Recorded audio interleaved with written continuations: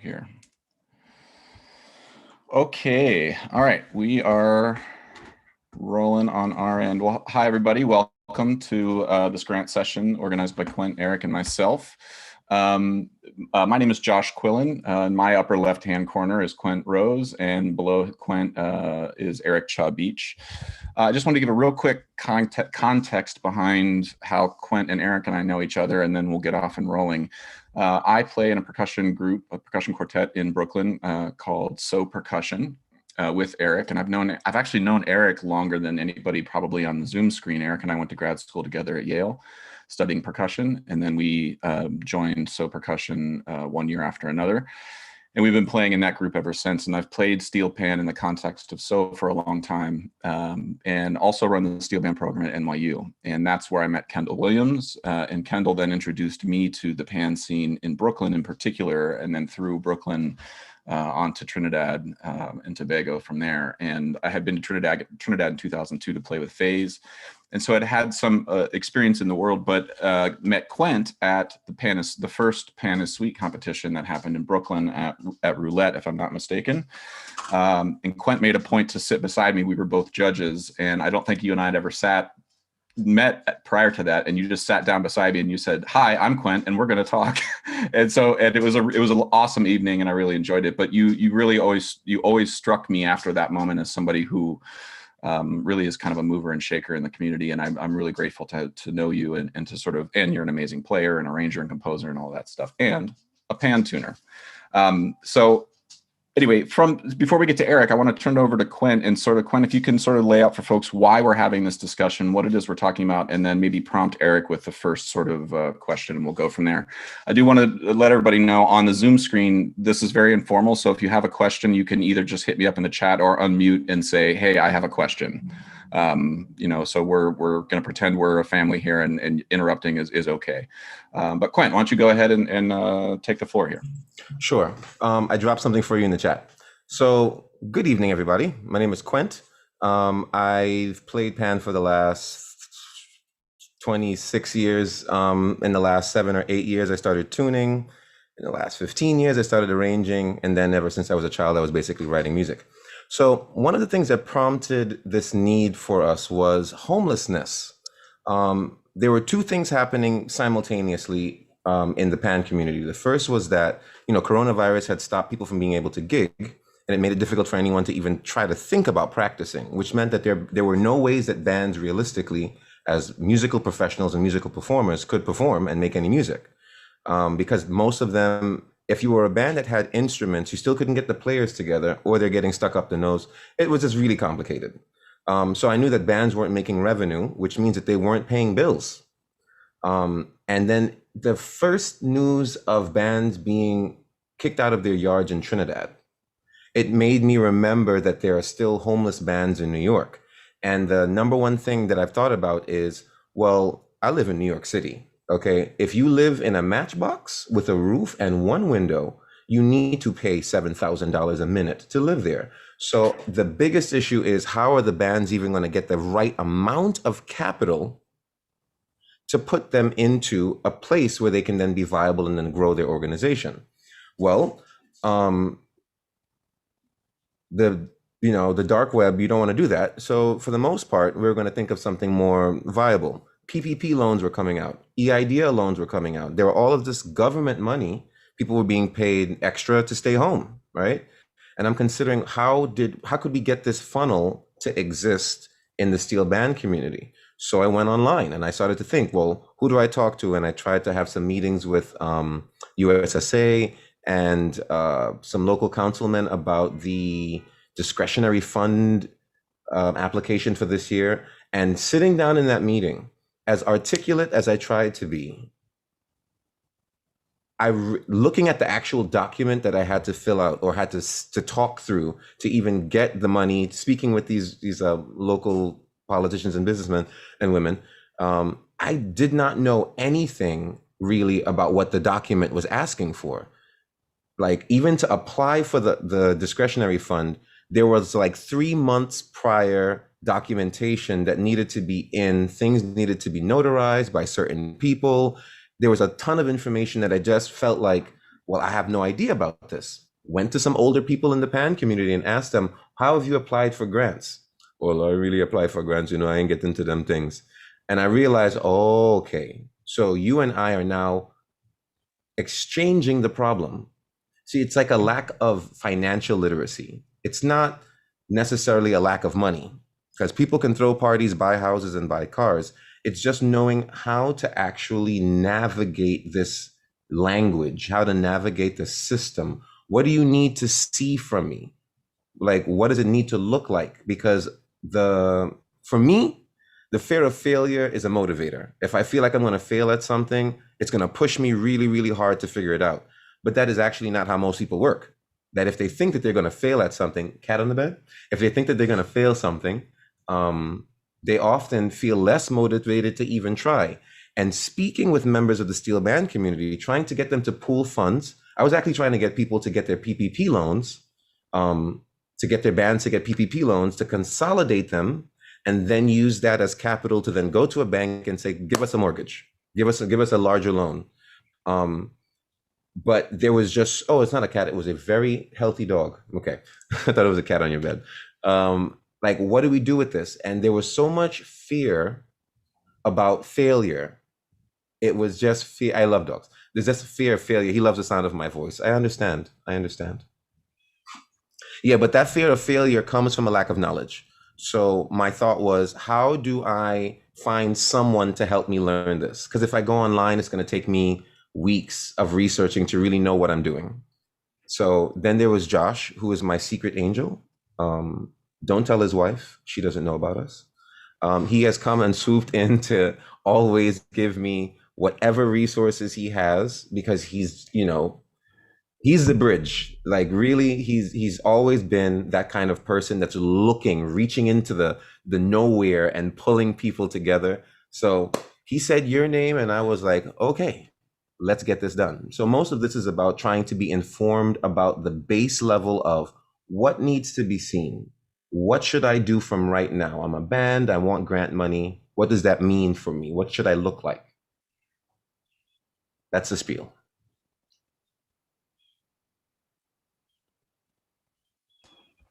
He might be on a little bit of a delay, so.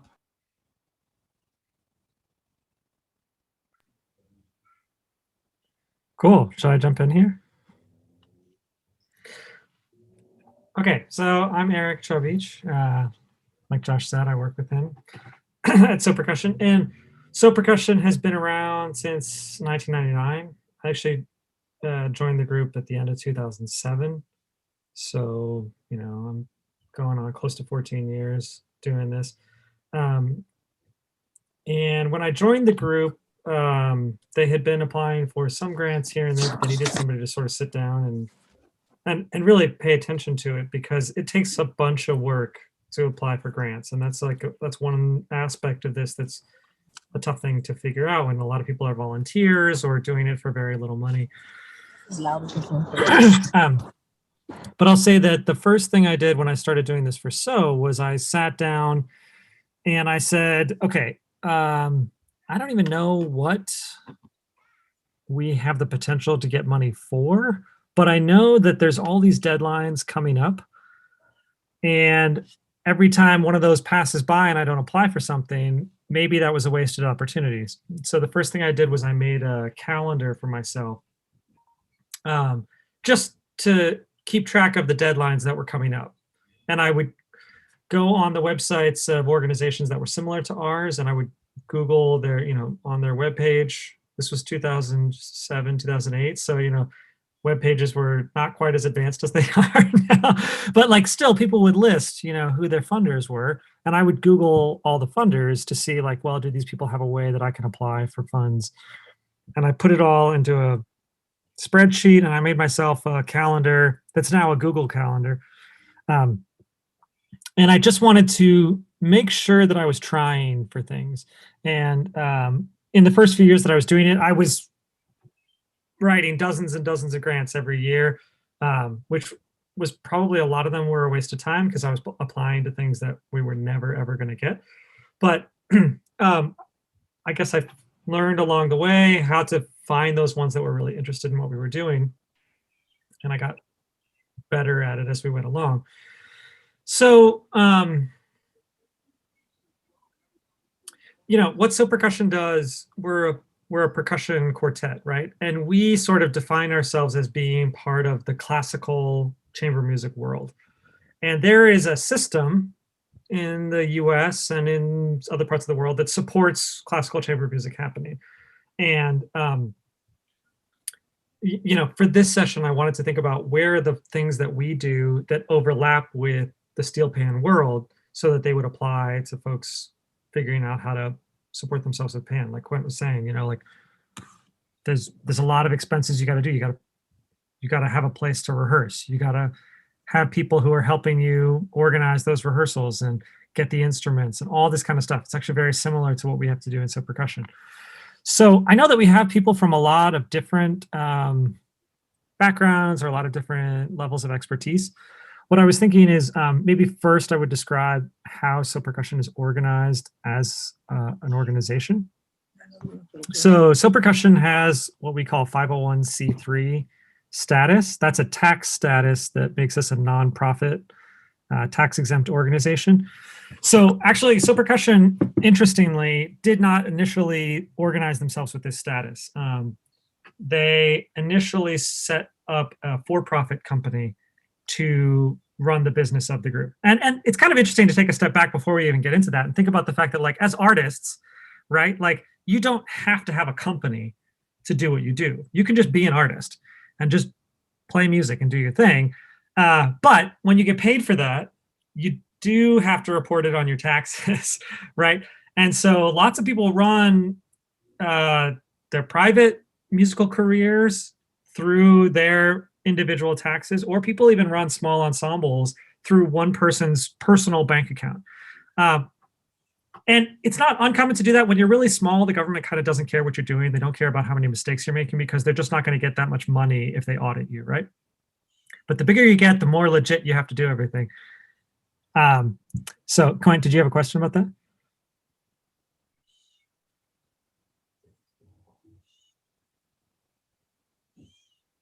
Sorry, I have an alarm going off at the same time. Give me 1 second to turn it off. Oh, no worries. So, the benefit of creating a corporation to run your business is that it's one part of the steps that you put in place to protect yourself legally and from a tax audit perspective with the government, right? Sorry, Quint, did you want to ask that question before we go on? Yeah, so I know a lot of the steel bands in New York have 501(c)(3) status. A lot of them, like, they learn that is a safe thing to do because they're not making money, so they're really not for profit, and it's not a lie. When you said that, when they ask you, like, how is your organization organized? So during the process of filing your 501(c)(3) status, they do ask you for a lot of the same information that then goes on grants, yes? Yeah, right. So, well, okay. So one of the things that I'll say is that you don't have to be 501c3 in order to apply for all grants. There are plenty of grant programs out there that you can apply for just as an artist, right? And it's sort of like, it's a little bit of a weird thing to split in your brain, but you can imagine So Percussion Incorporated is a 501c3 that is a nonprofit that supports the work of So Percussion, the band. And you could almost think of those as two separate things. So Percussion, the band, are for artists who play concerts, and we do art. But So Percussion Incorporated is a nonprofit that has to benefit the public and gets nonprofit status because of the things we do. So there are some grant programs out there that are for the artist, right? And are really like, you don't have to be a 501c3, whatever. A lot of times they'll ask you to have something that's called a fiscal sponsor, someone who is a 501c3 who can receive the money from the government. The reason they do that is because a lot of times people are worried about proving to the government that what they did was a public service, right? Because there are people who abuse the nonprofit system. There are folks who set up a nonprofit and then they pay their rent and they buy a car and they buy a bunch of expensive clothes. And they say, these are all my business expenses. And the government says those have nothing to do with the service you're providing to the community, right? One of the things that we found is, like, in So Percussion, generally speaking, we really are doing the stuff that we tell the government we're doing. So we're not, I'm guessing that 99% of the folks involved in the steel pan community aren't going to have a problem proving to the government that what they do is a legitimate public service, because the government sees things like providing access to the arts as a public service, providing arts education as a public service. So playing a concert that people can come hear is something that the government says we want to make tax exempt, so that I guess it gets more complicated than that, because there are, when you're a huge famous rock band and you're making shit tons of money from it, that's a different story. But in the steel pan world, you're not going to have to worry too much about, being accused of fraud in your nonprofit status or things like that. But managing a nonprofit does take a bunch of work, right? You do have to do a bunch of reports to the government every year to show that you're doing this work that is a public benefit. It takes basically you need a lawyer to help you go through and get that 501c3 status in the first place. Once you have 501c3 status, like So Percussion, if people give So Percussion money, they can get a tax break for that donation, and grants can give us money directly. And they know that we are reporting to the government about how we're using that grant money. So they know that they can trust us to be legit with the government about everything, right? If you don't have 501c3 status, what you need is a fiscal sponsor who is a 501c3 oftentimes to apply for grants. So there's a document that I'm going to share with everybody, and it has a bunch of resources about places you can look, things that So Percussion is involved with. One of the first things on that document is an organization called Fractured Atlas. And one of the main things that Fractured Atlas does is fiscal sponsorship, right? Like basically they check out who you are. They say, yes, you're a music group. You're doing stuff that we think is a public service. We'll fiscal sponsor you. Usually they charge you a fee because they have to report to the government about that money coming into them and going out to you to make the art. So they're charging you a fee about the staff they have to pay to do all of that reporting. This is something that So Percussion's been trying to figure out, if we can offer fiscal sponsorship to more organizations, because basically any nonprofit like ours can be a fiscal sponsor, but we also have to do that work of reporting to the government. So why don't I'll just go ahead and drop, here's a link to the document, and I can put this file, let me see. I'll upload it into the chat here for the folks that are on Zoom. So this document, I call it Music Support Resources. This isn't a comprehensive list, but this is a pretty quick overview of a lot of different people who support the work that So Percussion does. So putting 501c3 status aside for a second, I think it's useful to take a step back and think about the fact that, there are musicians who play really popular music, who get enough people to come to their concerts that they make money just from selling tickets and selling recordings and selling merch and stuff like that, right? So they're basically operating as for-profit businesses. There's a large chunk of the music world that does not really operate that way, right? Like that plays concerts, and there may be money that gets paid for playing that concert. There may be tickets, there may be merch that gets sold, but usually all of that money that comes in isn't enough to cover the costs that really go into the performers who play that music and all of the stuff that goes, the logistics and administration that goes in behind the scenes to make that concert happen.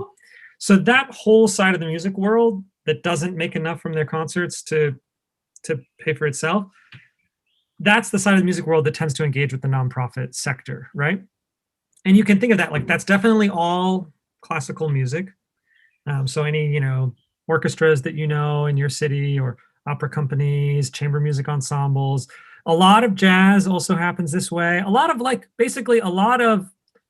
a lot of music happens this way, except for like the most popular stuff that, whatever is happening at the biggest festivals. So this part of the music world that has to have sort of more support to make it happen relies on people who care about it, right? And so that could be people who buy tickets to your shows. That could be individuals who just give you money to help you do things. It could be corporations who believe in what you're doing. And this is interesting in the steel pan world, I think, because a lot of the steel bands are corporate sponsored, right? At least in Trinidad. I don't know if that's the case here in Brooklyn.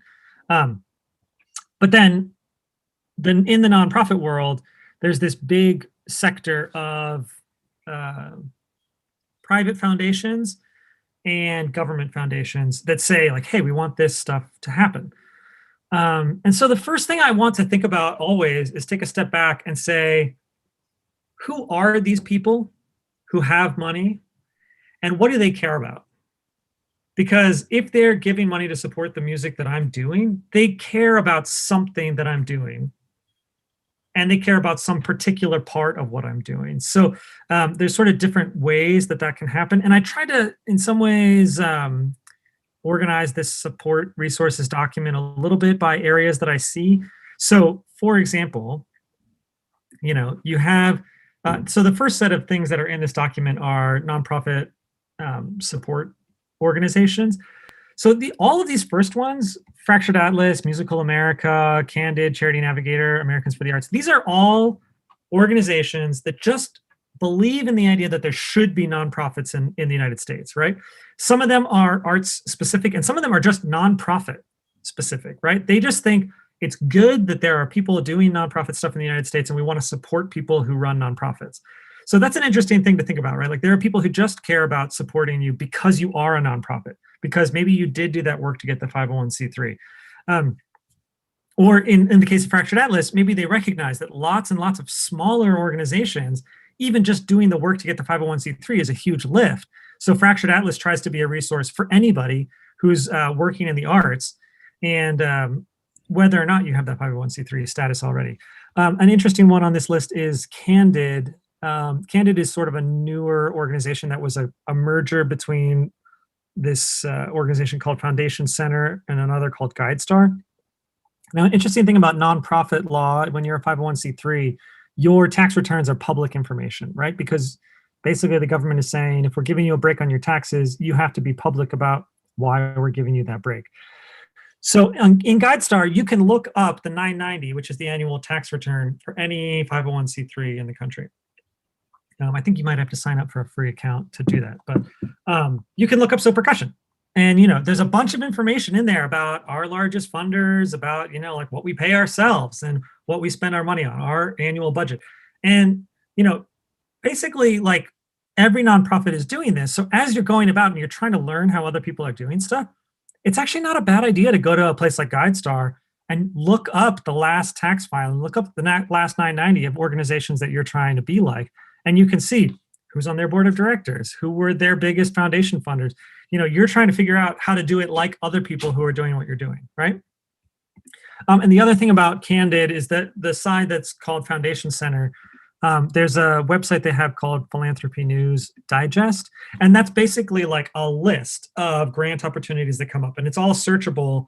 And you can sign up for emails that will email you. So if you sign up under arts and culture, you can get an email every time there's an arts and culture grant. And I think you can make it more specific, like if there's arts and culture grants that come up in your area or things like that.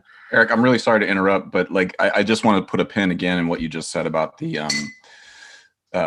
looking at what other organizations you look at as doing what it is that you want to do and seeing who's funding them. I mean, there's so many times on the road 15 years ago with Eric where we would be sitting in some lobby of a hotel and we're just like, think of a group. We're like Kronos Quartet, think of another group, Bang on a Can, like who funds them? And like, we're just funding, we're like, who's Chamber Music America? They seem to be funding everything, and it's like, oh, cool. And like you start to see like, oh, there's this, anyway, just that seems to me to be something that 15 years later, I didn't appreciate how important that was when I saw Eric doing it back in the day. So just wanted to highlight that. Yeah, well, I mean, what I would say is like, Kronos Quartet is one of the organizations I would Google early on, right? And one of the things I discovered is that a bunch of funders for Kronos Quartet only fund organizations based in San Francisco. And so this is one of the big things that I wanted to get to here is that like, when you're starting and you're thinking about why does the funder I'm looking at care about what I'm doing? So one of the big things is geographic basis. And it's funny to think about that way because so much work that happens is work that happens all over the world. So Percussion plays concerts all over the place. but we're based in New York, we're based in Brooklyn, and there are people who care about us just because that's where our home base is, right? So as you move down the document that I made here, I put some national resources in. So there's the National Endowment for the Arts, which the National Endowment for the Arts is, I put underfunded federal program. It's a relatively small program compared to what other countries spend on their arts in their country. I want to say the whole budget for the National Endowment for the Arts is somewhere around 150 million. And the budget for the Metropolitan Opera alone is $300 million a year. So the National Endowment for the Arts, if its entire budget went, it could pay half of what it costs to run the Met Opera every year, which I think just speaks to, like, as a country, we have not prioritized funding the arts through government. But there is some small amount of government funding that's there. And one of the big things that the National Endowment for the Arts is, it helps to set up all of these regional arts councils. So I'm guessing that most of the bands here, most of the folks on this call involved in the steel pants scene are New York based. So among these regional arts councils, the Mid-Atlantic Arts Foundation is going to be the main one that serves New York, right? It serves Mid-Atlantic states. And again, you always want to think about, like, who cares about me, right? So among all of these regional arts councils, it's going to be the region that I'm in. And then Mid-Atlantic Arts Foundation does a whole bunch of cool things. So Mid-Atlantic Arts Foundation has wonderful international travel grants for organizations. And it's called U.S. Artists International is their main grant. I should have put that in the document. But then they also do things like Mid-Atlantic Arts Foundation helps to set up partnerships between presenters and ensembles that are going to tour. And what they do is they say, look, we recognize that presenters might not be able to pay the full cost of what it costs that ensemble to come. So we'll pay 50% of the concert fee. So what you can do is you can join an artist roster at Mid-Atlantic Arts Foundation, and presenters who want to bring your organization can apply for a grant from Mid-Atlantic Arts Foundation to bring you, and they get 50% of the concert fee paid, which is a great deal for them. Now, that money doesn't go to you, but it does benefit you because you get the gig that you wouldn't have gotten otherwise, right? So again, like Mid-Atlantic Arts Foundation, you have to think about their motivation, right? Their motivation is they want to see arts happening in the Mid-Atlantic states. The way they make sure that happens is funding the presenters, funding the people putting on the concerts, but they will help the presenter bring specific artists if it means that there's more concerts happening in Mid-Atlantic states. So National Performance Network is another good one to check out. But then we're really lucky that in New York, there is a lot of support for the arts in New York State and New York City. So I put a bunch of resources in here: New York Foundation for the Arts, New York State Council on the Arts, which is New York State Council on the Arts is the city's main arts agent, the state's main arts agency, and then the New York City Department of Cultural Affairs. So percussion gets funding from the NEA, from the New York State Council on the Arts, and from the New York City Department of Cultural Affairs. We get funding directly from those people. Now, smaller organizations, the New York City Department of Cultural Affairs, for example, only wants to give money to organizations usually above a certain size. And if you're below that size, what they do is they say, okay, look, we're going to give the money to a bunch of borough-specific arts councils that will fund just things happening in each borough. So again, you've got Lower Manhattan, Northern Manhattan, Harlem, Brooklyn, Queens, Bronx, Staten Island. Obviously, for most of the folks on this call, Brooklyn Arts Council is going to be the main one.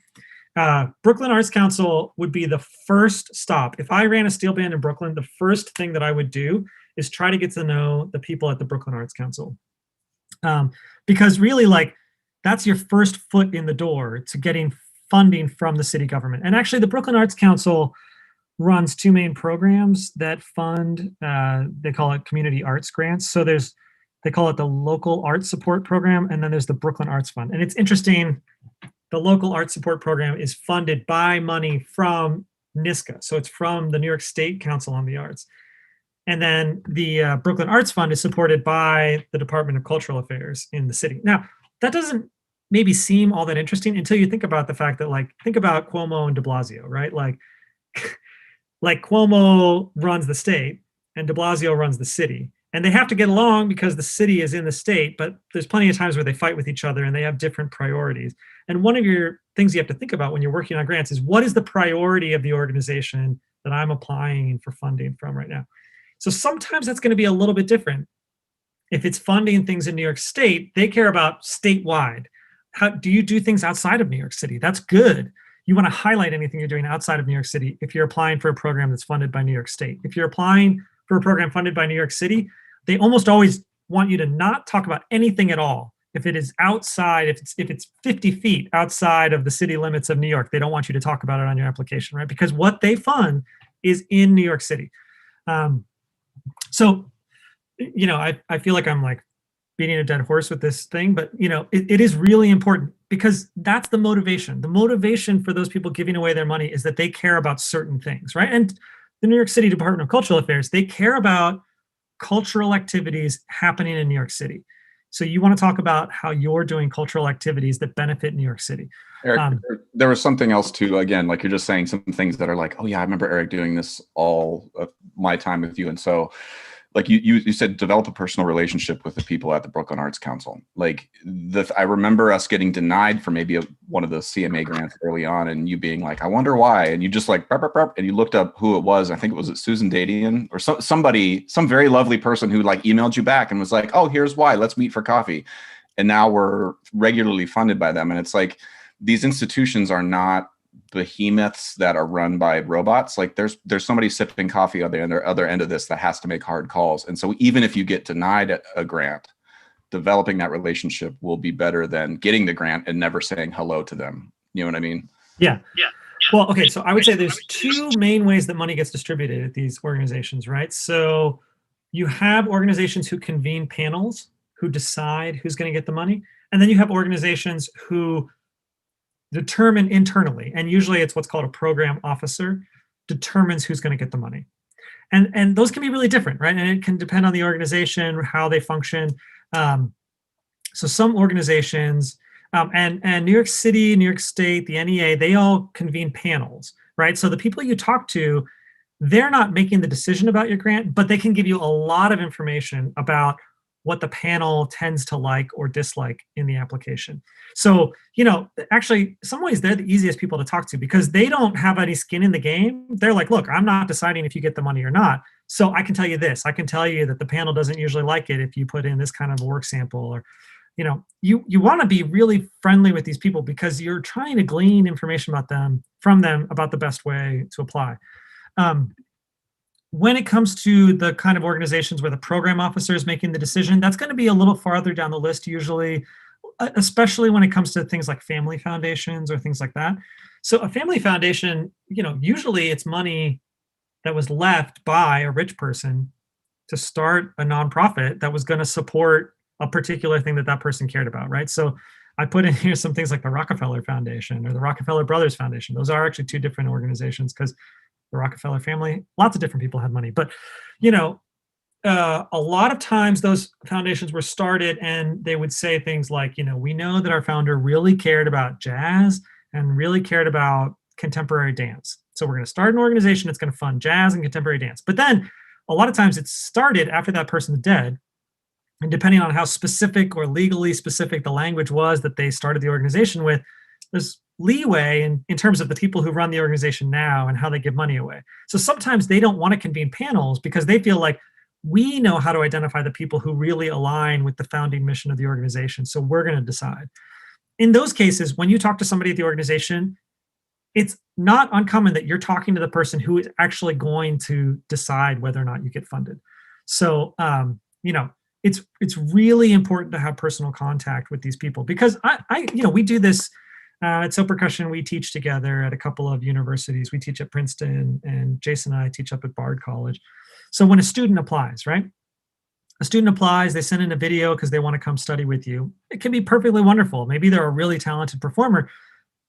And sometimes we let in people based on a really, really good video. But if that person has come to a So Percussion concert and has talked to me afterwards and told me who they were and I remember them, I have a sudden personal interaction with this person. And actually, I see their video and I'm like, oh yeah, I remember that person. I met them. I pay special attention when I'm watching their video. And it shouldn't, maybe there's things that are bad about that, frankly, but that is the way that a lot of stuff works. So you want to be one of the people who put yourself out there and who asked questions. And you want to be nice, recognize that a lot of times these program officers are fielding thousands of emails from lots of different people and lots of different organizations.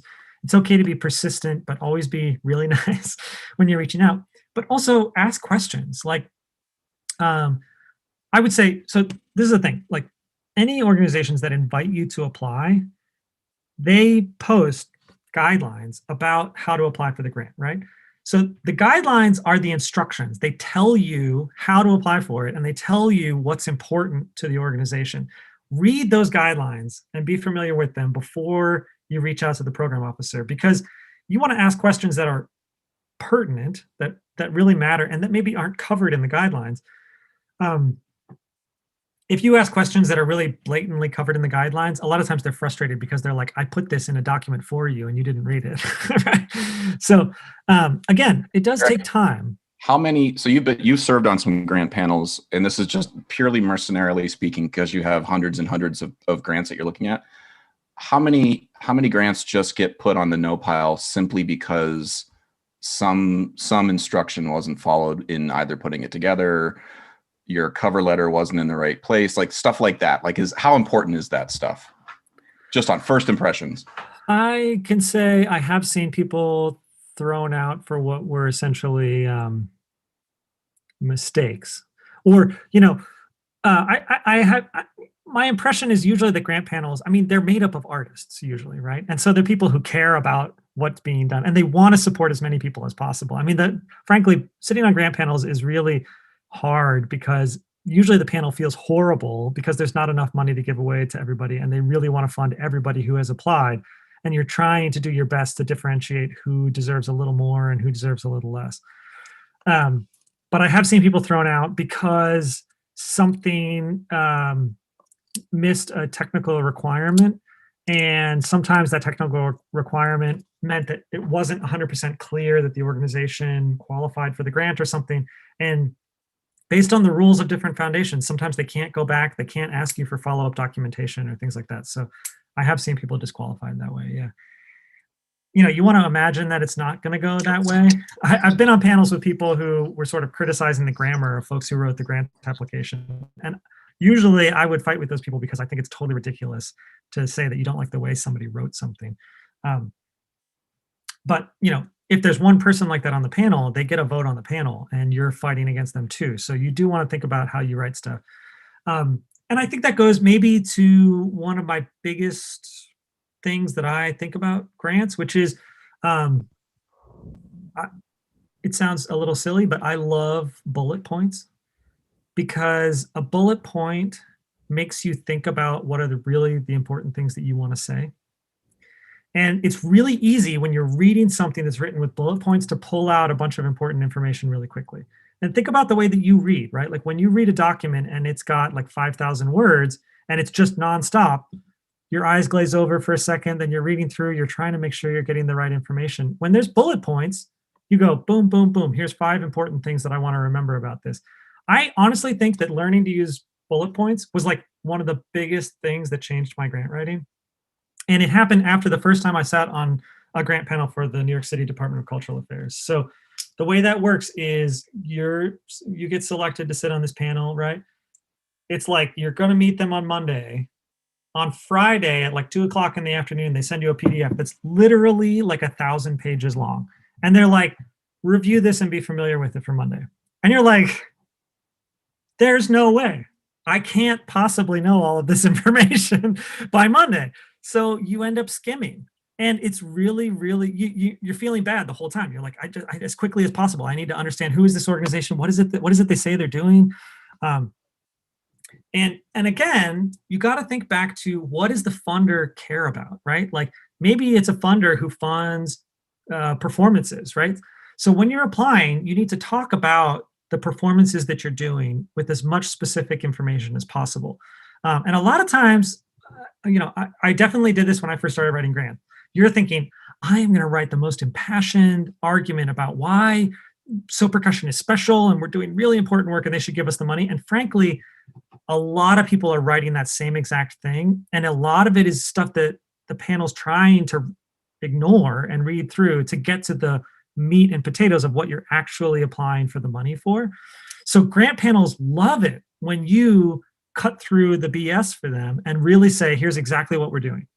Now, sometimes you also want to be able to explain more in depth, like if they give you 10,000 words to explain your project, if you write 500 and you feel like you've said the whole project, well, maybe you could explain more, right? So maybe if it's a grant where you're writing for supporting some performances, right? The first thing you want to do is talk about, here's where we think these performances are going to happen. Here's when we think they're going to happen. Here's who's going to be playing. Here's the music that's going to be played. Here's the audience that we think is going to come to these performances.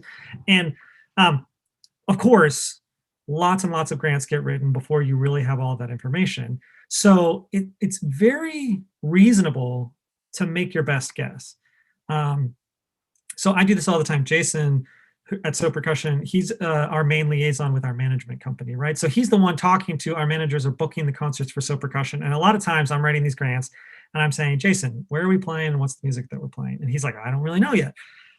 But I'm like, okay, what's a reasonable guess about the places where we think we're going to play? So a lot of times our managers are talking to lots of different places and they're saying, could we do a concert next year? Could we do a concert next year? And those conversations are all in a different, some of them are at the stage where we've got a contract and we definitely have a date. Others are like, we're pretty sure, we've got a handshake. We don't have an exact date, but we know it's going to be in this first week of November or something. I always think like, okay, I put my hat on it. If the presenter from that concert hall sat on the grant panel and saw what I wrote in the application, if I was straight up lying, they would be pissed, right? And I don't want to piss off any presenters because they're the people I need to present So Percussion in the future. So I want to feel like if that presenter was there and they read what I wrote, it would correspond enough with reality that they would go, yeah, okay, we've talked to So Percussion. We are looking at doing a concert in November of 2021 or something. So, but I try to put as much information as possible, even when I don't have all the information. If I think that the program may be this, then I'll put that in as the program for now, because it makes it more clear to the panel what kind of music I'm talking about. Now, if I change some of those pieces by the time I play the concert, usually the funder is more concerned about the concert itself and the majority of the repertoire, the majority of the thing you talked about being right. And then, like I'm saying, I've got this list of bullet points of here's this concert, this concert, this concert. And then I make a list of here's the concerts that we're talking to people and we don't have dates yet, but we're talking to this hall and this hall and this hall. And here's the things we would play at those places. But then if I still have a bunch of space in my application, I'll say, okay, so here's this piece that we're playing and here's who that composer is and here's why we care about this piece.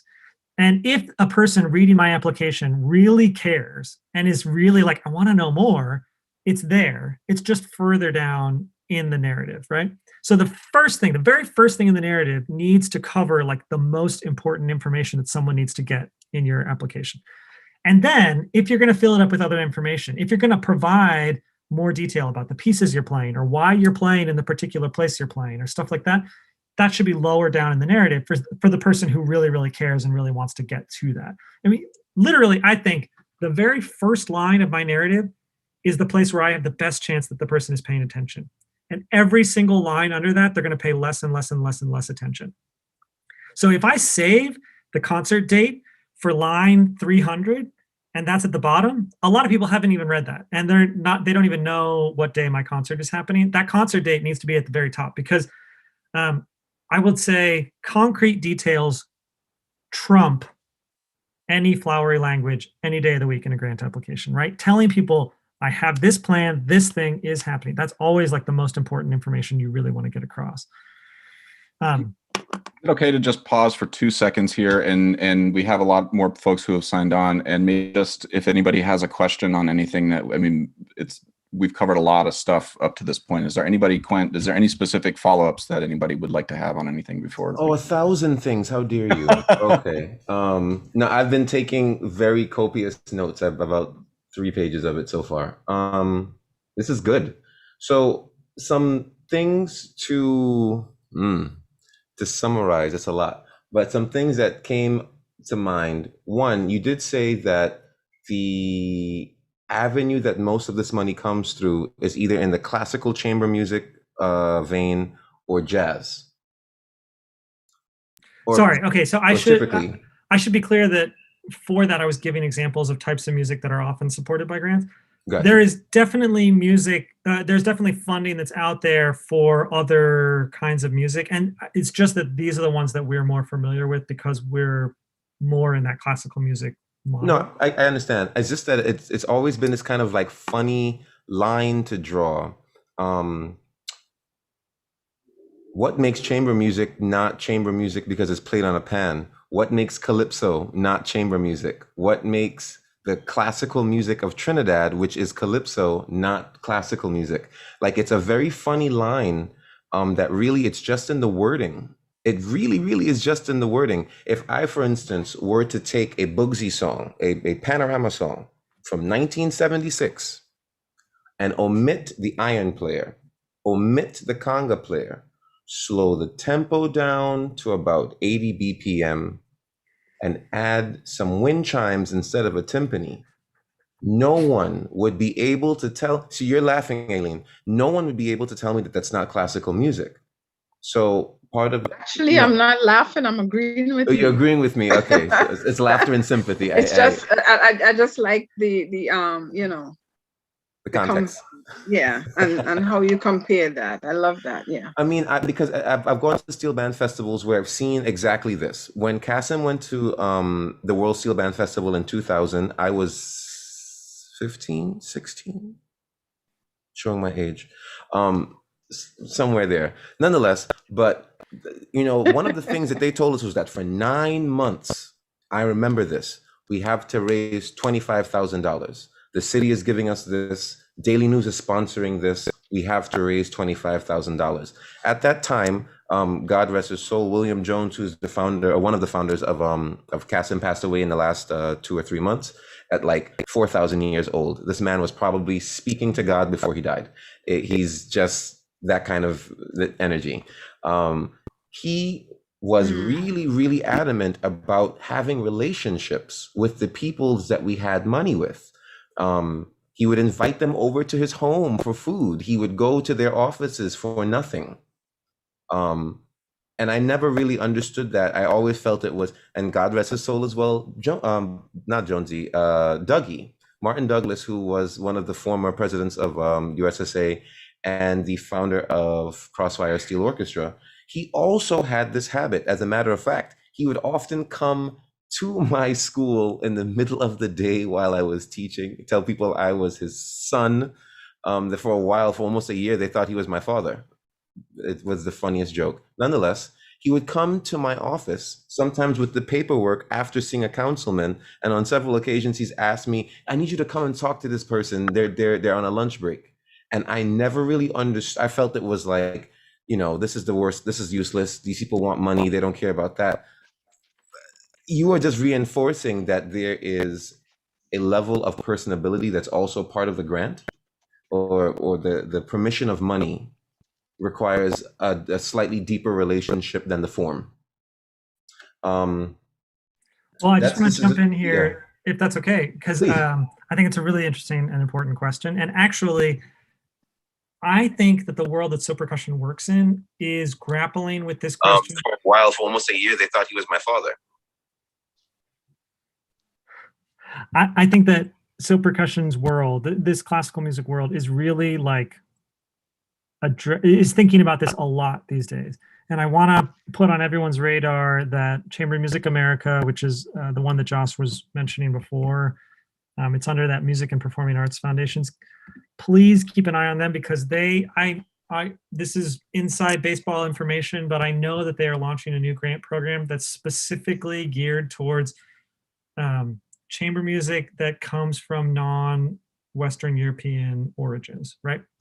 So they're saying their definition of chamber music is 2 to 10 players playing in front of a seated audience, right? And so that wouldn't apply to panorama bands, right? But like that's going to apply to plenty of the side bands, or what do you call it when it's a smaller stage side.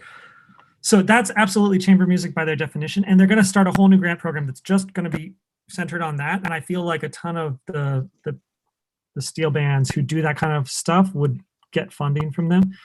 But I also want to say that, like, I think in our world, that question is happening among everybody, right? So it's happening among funders, but also the presenters, the government agencies, the audiences, the donors. So I feel like actually that's why it's so interesting to do this talk with steel bands right now, because I feel like the environment may not have been super friendly for it in the past, but I think there's a very strong movement right now to identify exactly what you're saying, art forms that are clearly, serious classical music and have maybe not been recognized that way in the past. Yeah, I mean, Because of going to school, racism or whatever reasons, yeah, going to school, one of the barriers that I dealt with, it wasn't so much racism in the context of the way you look makes me treat you differently. It became like something that I just know about steel band. It is what you know makes me classify you differently.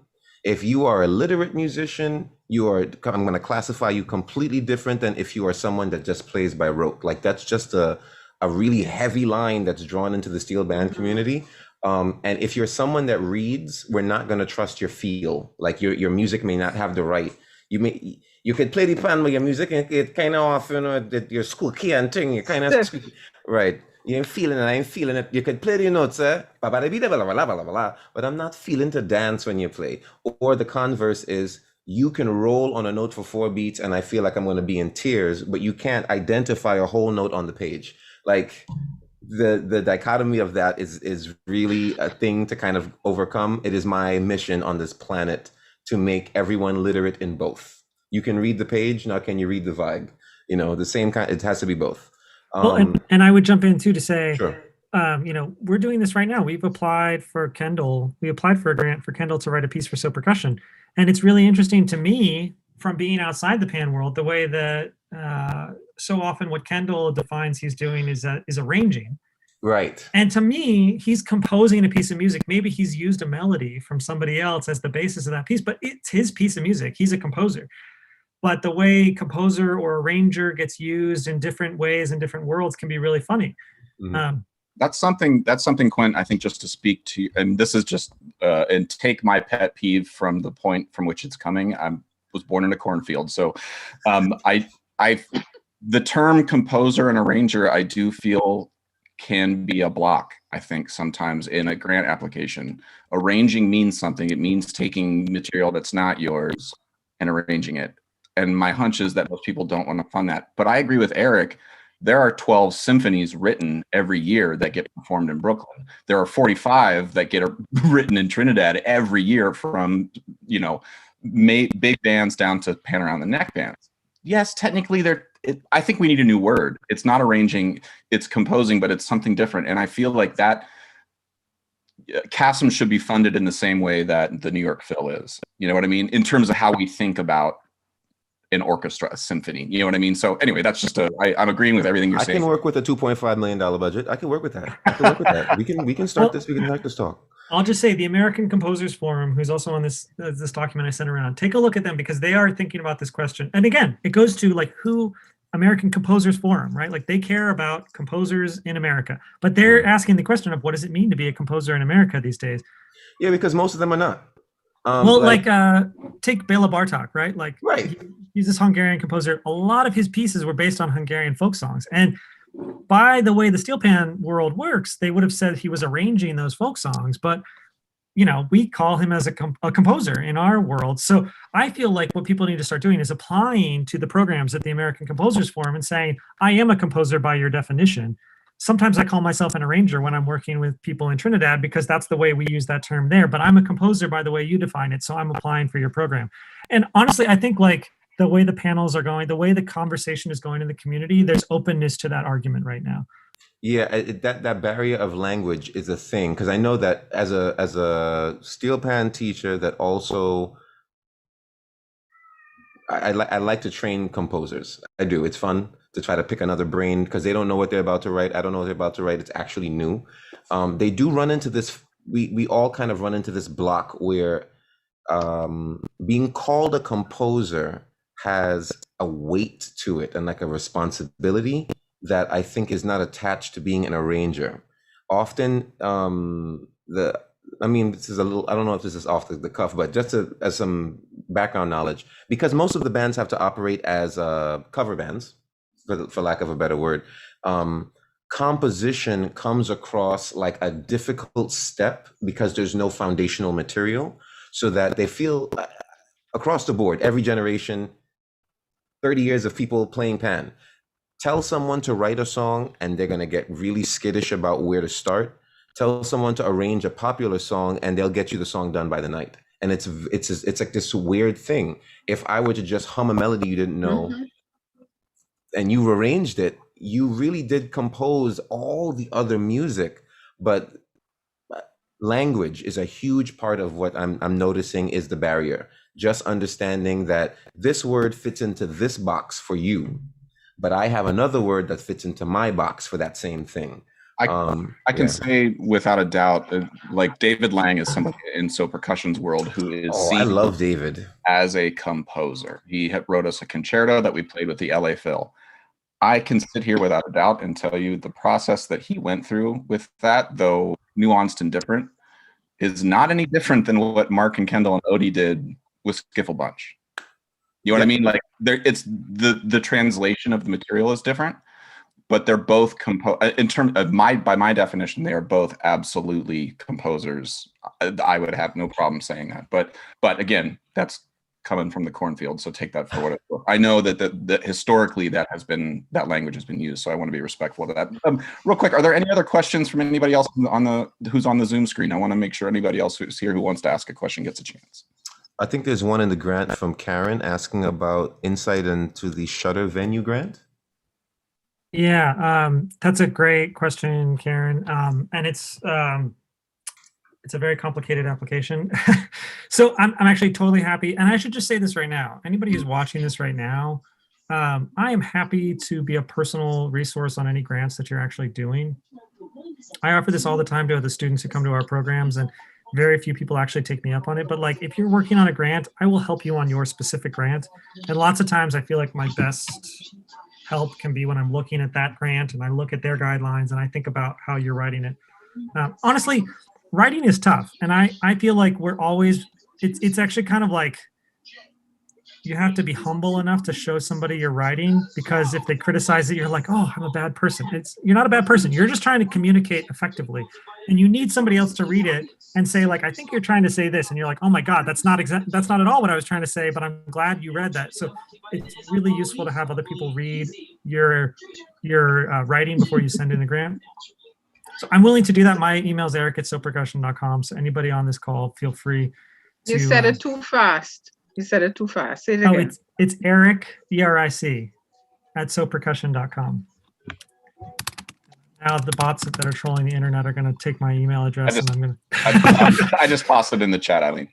But okay, but yeah, Karen, I'd be happy to help some more specifically with that. And I'm just realizing the document that I shared, the links aren't clickable. So what I'm going to send is the Word document in the chat here.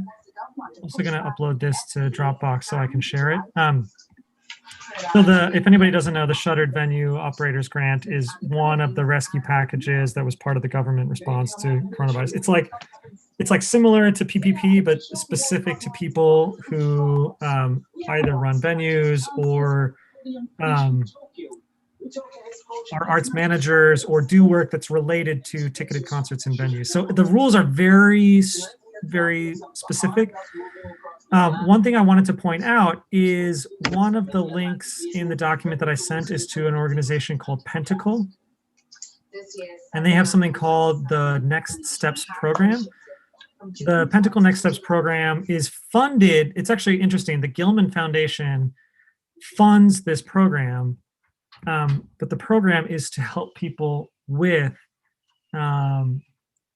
work that they're doing in response to the COVID pandemic, right? So let me just put the link for that directly in the chat here. It's Pentacle, Pentacle, and the program is called Next Steps. So if you Google it, it comes up, and it's basically this website that has a whole bunch of more or less free resources. Pentacle has a program called Financial Urgent Care, that is free for organizations under $125,000 a year budgets. And they'll give you 5 hours. That doesn't sound like a lot, but 5 hours of time with a professional accountant who looks over your books and helps you figure out how to get your bookkeeping in order. They'll do that with anybody who applies for it. Anybody who writes them an email and says, I have an organization, you don't have to be a 501c3. Anybody running an arts organization with a budget under $125,000, they'll give you 5 free hours with their staff. Well, one of the other things they have is some pretty in-depth articles about the Shuttered Venue Operators Grant in there. So Karen, that would be a great resource for you. And Karen, if you want to shoot me an email after this, maybe we could talk specifically about, you know, what your application would be or whatever. I will. Thank you.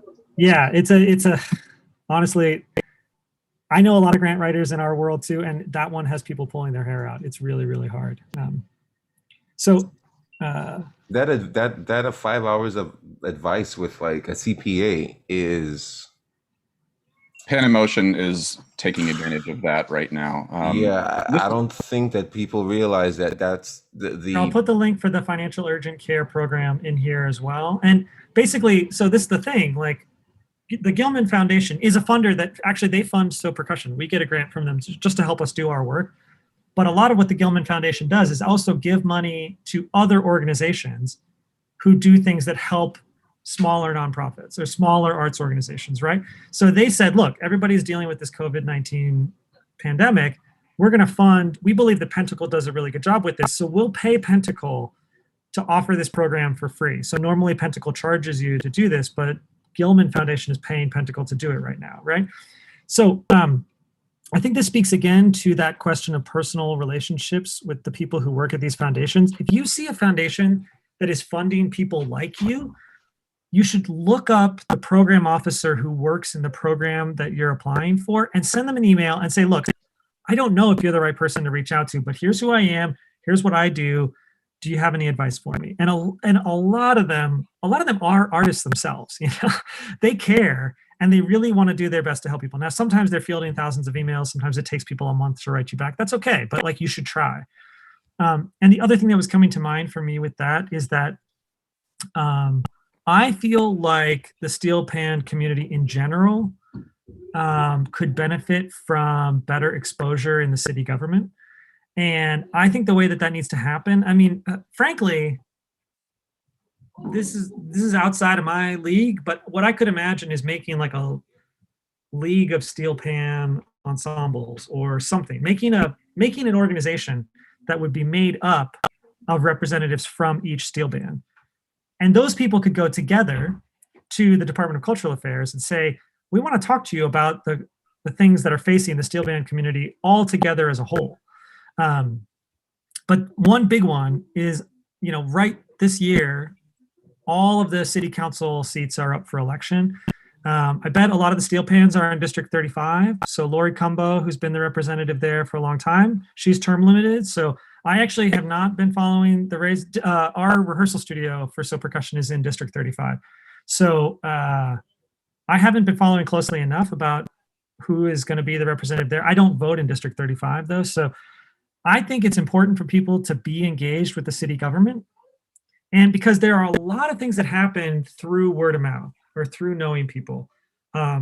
So whenever the new person gets elected into that position, the first thing I would do is all of the steel bands need to have somebody emailing the office of whoever gets elected and saying, can I get an appointment with you to talk about my steel band? Because if they get 50 emails from all different steel bands saying, I want to talk to you about steel bands, they're going to start to pay attention to, this is a big thing. There are a lot of people doing this.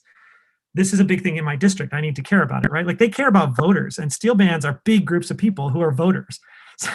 So frankly, I feel like this should be something that the city government would care about. The Department of Cultural Affairs. I'm forgetting the name of the new director of the Department of Cultural Affairs, but he's a really cool guy. I think representatives from steel bands should be asking him, can we get appointments with your office? You know, because frankly, sometimes those people might not be able to give you anything, but maybe you have an appointment and you talk about the things you're dealing with, and they tell an assistant like, hey, make sure these people get contact with this program officer or this thing or whatever. You never know. And I think about things like the the Dance Africa Festival. Do you guys know that festival that happens in Fort Greene every year? It's sponsored by BAM, right? Yeah, And there's Dance often at Africa. least one band that plays at it. Okay, cool. Yeah. So Dance Africa started with there was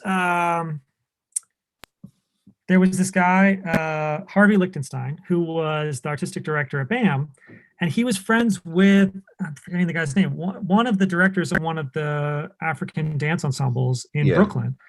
Basically, they sat down and talked about like, hey, you know what would be really cool is if there was a festival for African dance traditions. And they launched that whole festival that now has this huge, long tradition. So, you know, I think BAM right now is going through a leadership transition. You know, their president left this year. I think steel bands should be trying to talk to BAM. I think steel bands should be trying to talk to Celebrate Brooklyn. Celebrate Brooklyn is run by this organization, BRIC, B-R-I-C, in Brooklyn. Like, there is no reason any venue in Brooklyn would not be psyched to have steel bands. And, you know, like, everybody's worried about their bottom line. We're coming out of a pandemic. There's all these things. Half the people are going to tell you, no, you got to have a thick skin. Actually, I will say this about grant writing. You got to have a thick skin because you get a lot of rejections when you're writing grants. But stay positive, stay nice to the people you're talking to, and you got to keep going back and talking about what you're doing. Because, you know, there are grants that I applied to 5, 6, 7 times before we got it for the first time. But then once you get it, your foot's in the door. And sometimes that grant, after applying 5 times and never getting it, and then I get it the 6th time, then we get it every year. Because, like, you know, funders want to fund the people they trust. They build relationships. Once they know who you are, they know that you're doing quality work, then they say, okay, well, we want to keep giving you money year after year. So just want to real quick. But I actually tend to think that. Sorry, go ahead, Eric. My bad. I just wanted to say that, like, I actually usually think that the way Jason gets gigs for So is very similar to the way I get grants for So, which is like there are a lot of personal relationships and there's a lot of long-term conversation about what we're doing. So Jason is talking about the music we're playing. And I'm also talking about the music we're playing, but I'm also talking about like the educational programs we're running or the mentorship things that we're doing. And sometimes those conversations take years, but it really does come down to these personal relationships in some instances. I just want to be mindful of some time here and make sure that we can try to wrap up here before 7:30. But there was something, Quint, you mentioned about you were sort of taken by the Pentacle urgent care thing, and it's something that Eric and I in So Percussion we're kind of having to reverse engineer. Like, Eric kind of came out of the gates early on. We were getting a lot of grants, and what that actually pushed on us as an organization was to have to get our finances in order in a way, and not like, because I was basically keeping everything on an Excel spreadsheet on Google Docs, and I could tell you where every penny was. I knew where everything was. We were never in debt. All that stuff was great. I could promise you we were financially sound. The government has no way of knowing until I put it in a program like QuickBooks, and then I have to learn about accrual-based accounting, which is totally bonkers to me. I don't understand why anybody would do anything that way. However, it's necessary when you then have to do an audit, which then needs to get sent to the NEA at the end. I mean, I'm wondering, Eric, if you can just talk for 2 seconds, and Quint, I don't know if that is resonating with you in terms of just some basic foundational things that that part right there is the sticky point. That part right there has been the traditional sticky point for bands in Brooklyn. Well, and I'm how to record their history. I'm bringing it up now just as a point of like, come on in, the water's cold. I don't know. None of us know how to do it either. And we've just started figuring it out. We're kind of only now getting to the point where we feel like, okay, we kind of like 15 years in. So you're not in any weird spot, really. I think I'm sympathizing. But Eric, do you mind just sort of weighing in terms of how that stuff affects grants and grant reporting and all that jazz? Yeah. So I would say there's this legendary story within So Percussion. We were on tour in California. We were staying at Jason's parents' house, actually. And I was applying for a grant. And I think our budget size was something like, $270,000 that year. And so I was talking to this, I had done my research. I was talking to the program officer about getting the grant in. And I was like, yeah, this thing, it's on the guidelines, it says I upload my independent accountant's review. And I was like, we don't have one of those. And they were like, well, of course you have an independent accountant's review, because if your budget size is $270,000, you must be filing that with the government. So I went downstairs and I said, Josh, do we have a copy of our independent accountant's review? Well, we must have one because we're required to have one for the government. And Josh said, I have no idea what you're talking about. And I was like, okay, well, I do we should get say there? you did walk down the steps like that too. Like that's exactly how you walk down the steps. And we had this guy, Steve Zellen, who was doing our books, and I called him up and I said, how do we get one of these independent accountants reviews? He's like, oh yeah, we do those, no problem. I said, what do they cost? He said, $5,000. And I was like, you gotta be kidding me. We don't have $5,000 to do an independent No, Eric, what accountants happened is you came down the stairs again and you said, it's going to cost $5,000. And I immediately, without blinking, just said, no. And that, like, I just had to get it out. Like, but it was something we had to do, like, it was kind of a roadblock, right? Like, we needed to do it in order to proceed. Yeah. Well, and frankly, the program officer I was talking to was right. We had not been filing the appropriate paperwork with the government. And frankly, we could have lost our nonprofit status because we were filing the wrong paperwork, right? So it was really important that we had that conversation. It was also really important to recognize that, like, the reason an independent accountant's review costs so much money is that there's a ton of liability insurance that the bookkeeper or that the accountants have to carry in case they mess up things, right? And you get stuck with a bill, the insurance is going to cover the payment, right? So you're not paying for their work, you're paying for their insurance, which is crazy, but it's sort of like getting a surgery or something, right? And it's just something that's now the size that Silk Percussion is. Actually, the government keeps raising these statutory requirements, and we're back in the independent accountant review category, which is cool. And I feel like it's not going to hit a lot of people. It's not going to hit you as bad as you think, but it's worth doing the research about what kind of reporting you need to do as you go. So I would say the number one issue that I see with people early on in organizations is usually there's no organizational bank account. And so the money that's happening for the organization is going through someone's personal checkbook. And that's a very bad idea. I think that that's oftentimes like one of the biggest flags for the government, because essentially you're taking responsibility for all the money coming in or out that's paying for this, steel pan concert to happen. And I think that, it doesn't cost that much money to open a checking account. And I think that from very early on, it's useful to open a bank account for the organization, to start managing the finances for the organization separately from any personal finances that are happening. And then what you have to do is you have to start paying attention. I forget what the cutoff is. If you pay somebody more than $400 or $600 in a year, you got to give them $600. You got to give them a 1099. It's very useful to think if you can pay people $599 for a gig, and then you don't have to send them a 1099, right? So, but I would really encourage folks to start off with that, getting a checking account established for the organization. And then, like Josh was saying, I mean, frankly, you can do a lot of bookkeeping with a spreadsheet. There is a learning curve with QuickBooks. It's not crazy though. And the sooner you start to use QuickBooks, you learn it a little bit at a time. I mean, frankly, like I still feel lost with QuickBooks sometimes, and I've been doing it for, I don't do a ton with our QuickBooks. I have to go in and pull out the information I need for grants. But so I've been doing it about as long as Josh has been doing it, and none of us are experts, but we have enough to get by with what we need to do. So I would say that the financial urgent care thing is really good. I mean, I think when I started taking over, when I tried to learn accrual-based accounting with it was when we had thousands and thousands of transactions and 8 years of books to look through, and I was just like lost. I feel I got brave and I'm sort of helping Hand in Motion get those books organized so that we can do this financial urgent care. And it's way easier, way less scary when you start at the beginning of a process. And I'm like, oh, cool. I'm learning how to reconcile. Like, I know what the difference between like a cleared transaction in QuickBooks versus a reconciled transaction.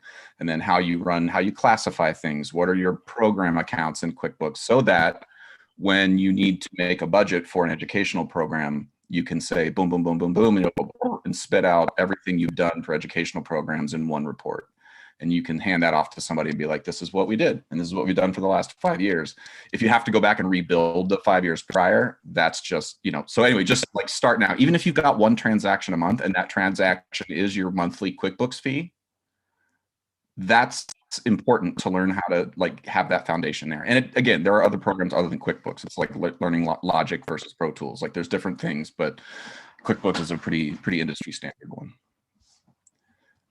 Just before we wrap up here in about 10 minutes, does any other questions from anybody that would like to ask while we've got Eric here, or Quint, or anybody? You can feel free to just unmute and ask if you'd like. Otherwise, we can keep talking. Good evening, all. Good evening. DJ Spice here. How you doing? Good night. Good night. I'm representing the West Indian American Day Carnival Association, and this is a lot of great stuff that I wish more people could get to hear. But I'm gonna try on my end to share Good. what I've learned, because we are all what we got. You know, we have to help you guys to help the future, the kids, the pan players and stuff. You know. Is there anything?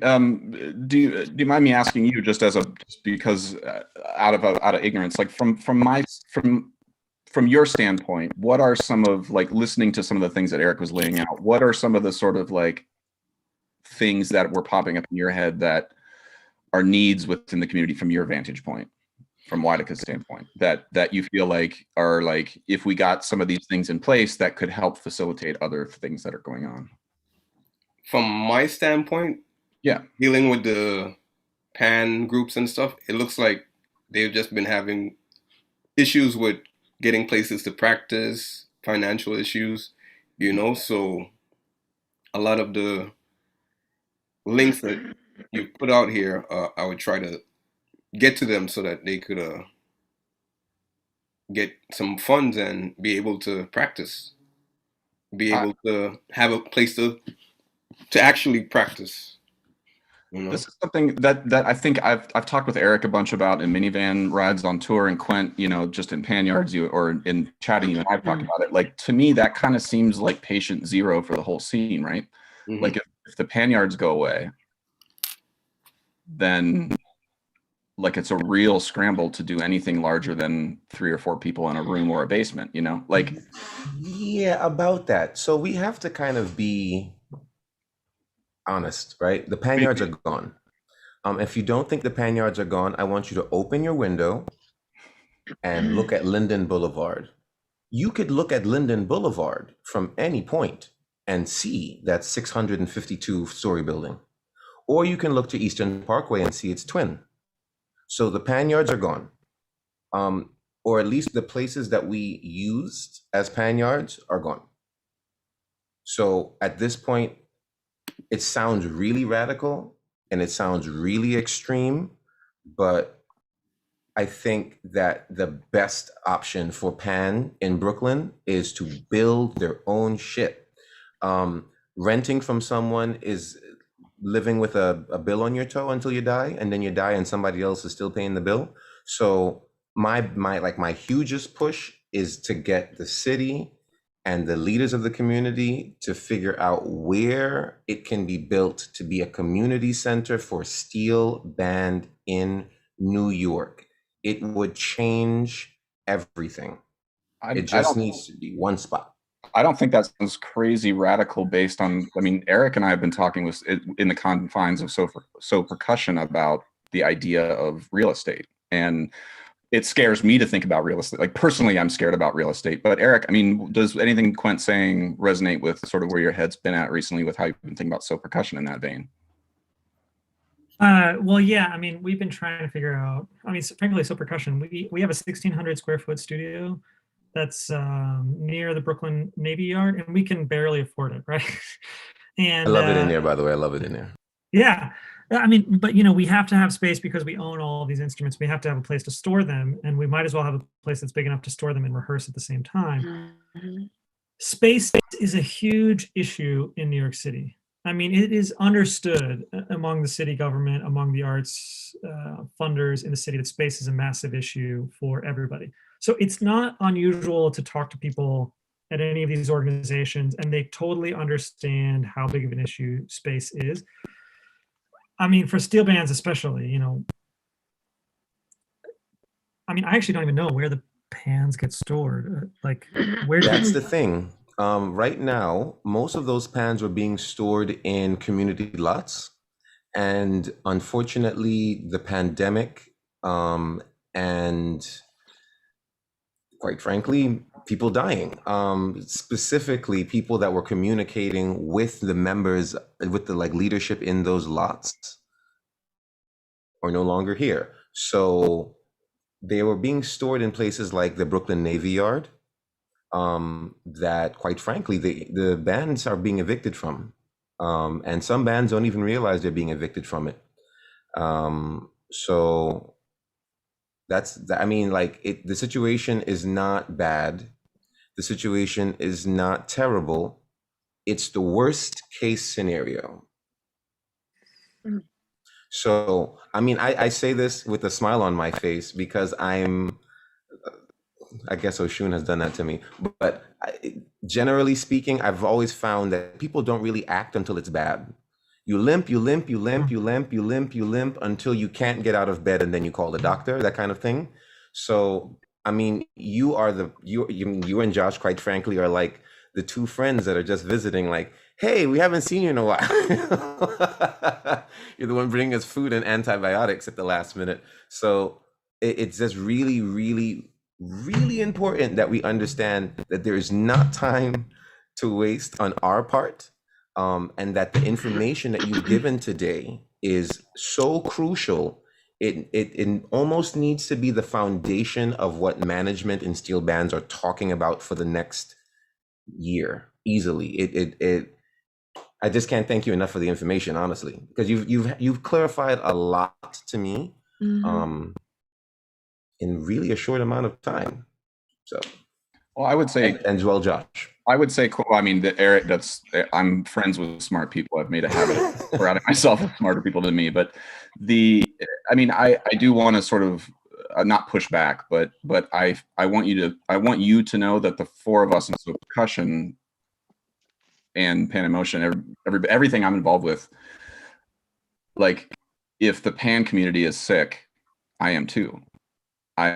There are obvious lines that I will never quite understand because of the way my life has gone, but the health of that community is something that is crucial to, I'm taking the antibiotics too, because it's important to me, and it's important to Eric. It's important to all of us. So I think this is it feels sort of like a trombone moment, like, oh no, like like there's this really heavy thing. But I do want to say that I do think it's important that just to re-say that anyone on this screen ever needs anything from me or Eric or Quint or Jason or Adam or Shelby and So Percussion on any front, do not hesitate to reach out and ask. That's build those relationships with us, because we're here to help in any way we can. Any final wrap-ups from you, Eric, before we and Quint, before we let you go? Well, yeah, I mean, I don't know. I don't know if I have these numbers right. But I found one article that I was telling Josh about, and excuse me for not understanding if this is an appropriate way to think of it or not, but like the article was lumping Trinidadian and Guyanese together as a group in the New York City population, and was saying that that group together is the third largest immigrant group in the city, after I think Chinese and Dominican. But so, having a mass of people who care about this as part of their cultural identity and being one of the largest cultural groups in the city should be something that the city government pays attention to, and frankly, to me, there's a natural extension of politicians or arts leaders wanting to care about this because it's such a large group of people that we're talking about, right? So I feel like there will be people who sit up to pay attention to this, and I wish I knew exactly who to talk to. I don't exactly, but I'm pretty certain that getting in front of the right people, they will identify exactly like what you're saying, Quentin. Like, if this is a sort of existential threat to the steel band community, there will be solutions that come about to help keep it going. I mean, frankly, the city does this all the time, negotiating with property owners, negotiating with businesses in the community to help make things happen for artists. So I frankly, I want to keep learning more about it. And, I intend to keep trying to learn what I can. And we'll pass that information along whenever we get it. But I see Karen putting this in the chat that there should be a push for every steel band to apply for 501c3 status. I think that's a really great point. I think that the more steel bands who get their 501c3, the more it becomes a common thing that the city recognizes as a thing that's happening, right? And frankly, I don't mean to keep coming back to it, but the idea that if the steel bands collaborated together and said, I actually don't even know, how many bands are we talking about in Brooklyn? Okay. All right. Lord, I guess I'm literally the only person that knows any of this information right now. Anybody else want to take a stab at it? No. So there are currently 8 large bands, being bands that have at least 20 or more players that are relatively active. By relatively active, I mean that they have played within the last 2 years at a performance. Not, can't count the pandemic. And then beyond that, there are almost 13 smaller bands that exist as parts of churches, community bands that are just thrown together because people just want to have pans around. There are almost 13 of those, and most of the smaller bands either accrue the very young or the very old. So we literally have the entire generation of human population in those 8 larger bands and 13 or so smaller bands.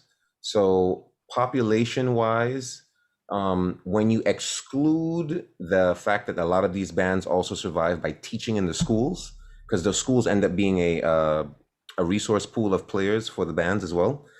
If you exclude them, you're still talking about somewhere between 1,200 to 1,500 people that are connected to it. Because when you talk about, of course, the young people, you also mean their parents. And sometimes when you talk about the older players, you also mean their children.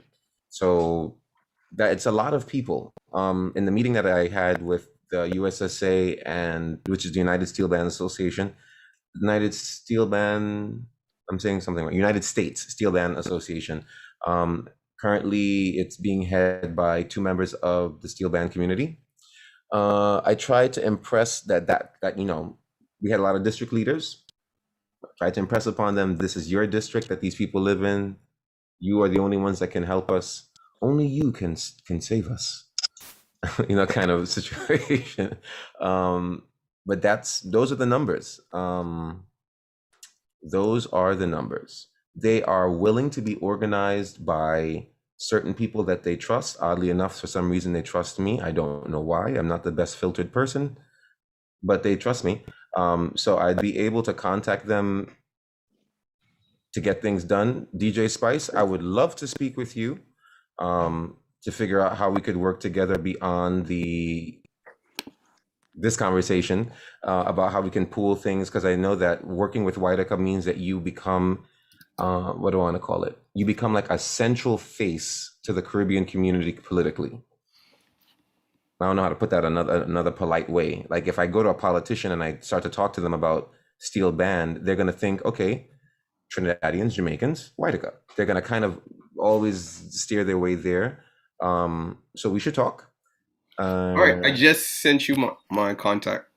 Nice. I have to admit, I've also seen this Caribbean Cultural Center Africa Diaspora Institute that's based in New York, and I keep wondering if they have any interest or support in the steel band world. And I don't know. That's an open one way question. to find out. Yeah. Start asking. Listen to me. I like to go to people's offices. I like to go to their offices. I'll bring a bag of fruit and we'll have a wonderful conversation, unexpected. I would show up with a bag of documents. I've done it before. So if anybody here is like, I really need someone that can talk to these people because I'm not the best at speaking. Speaking with authority to political figures about money is intimidating. I'm not easily intimidated. So if you ever need someone that can kind of be that buffer for you, you should try to contact me. Yes, and I would say too, keep me and Eric abreast as to any like community events that are happening in the pan scene. If there is an if there's a group of folks getting together that are going to talk about what it means to organize, you know, another step forward. And it would be helpful for Eric and I to be there to help, chat, bounce ideas off, whatever. Like, we're here to help, and you know, whatever. So just wanted to put that out there. Well, listen, this has been really awesome. Eric, I owe you my life many times over. Thank you so much for your time. I really appreciate it. And Quint, thank you so much for just helping sort of keep the engine going. You're sort of someone I text on a regular basis when I'm needing a fire lit under my butt. And I really, really am grateful for your time. And then lastly, to Pan in Motion, thanks for hosting this on the YouTube. And thanks to everybody who showed up on the Zoom chat. TJ Spice, nice to meet you. Eileen, nice to meet you. Karen, thank you for the great Delighted. comments. My email is josh@sopercussion.com if you need anything, want to reach out. Otherwise, stay safe and healthy. And I really, really hope that we can be in the same room making music together sooner than later and having some corn soup and all of the stuff that I think we all truly miss about being together. But on that note, thank you so much for, oh yeah, Quint is quentertainment@gmail.com if you want to reach out to him as well. All right, thank you very much, everybody. Stay safe, stay healthy, have a great week. Thank you. Thanks for the info. You're welcome. Take it easy, bye. Thanks a lot. Informative. Thank you. Yeah.